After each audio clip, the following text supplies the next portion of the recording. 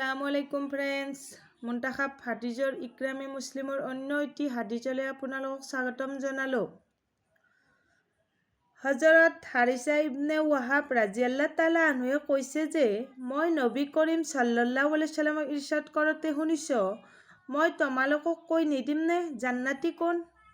আকৌ তেখেত সাল্লাল্লাহু আলাইহি সাল্লামে নিজে ইৰশাদ কৰিলে, এনে প্ৰতিজন ব্যক্তি যিজন দুৰ্বল অৰ্থাৎ আচৰণ তথা ব্যৱহাৰত কঠোৰ নহয়, বৰং বিনয়ী আৰু নম্ৰ প্ৰকৃতিৰ হয়, মানুহেও তেওঁক দুৰ্বল বুলি ভাবে।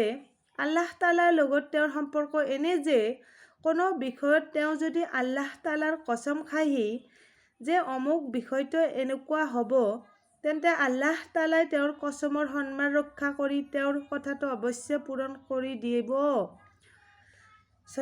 সুবহানাল্লাহ। আৰু মই তোমালোকক দৰ্জখী কোন সেয়া কৈ নিদিমনে?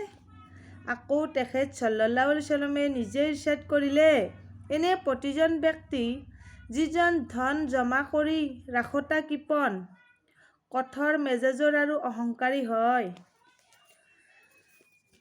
হজৰত আব্দুল্লাহ ইবনে আমৰ ৰাজিয়াল্লাহু তাআলা আনহুৱে কৈছে যে ৰাসূলুল্লাহ সাল্লাল্লাহু আলাইহি সাল্লামে জাহান্নামৰ আলোচনাৰ সময়ত ইৰশাদ কৰিলে, সকলো কঠোৰ প্ৰকৃতিৰ, শকতাপদ, দৰ্পৰে খোজ কৰা, অহংকাৰী, বৰকৈ ধন দৌলত জমা কৰোঁতা আৰু তাৰ পিছত সেয়া ভালদৰে আটক কৰি ৰাখোঁতা অৰ্থাৎ গৰীব দুখীয়াক দান নকৰা ব্যক্তিয়ে দৰ্জখীসকলৰ অন্তৰ্ভুক্ত।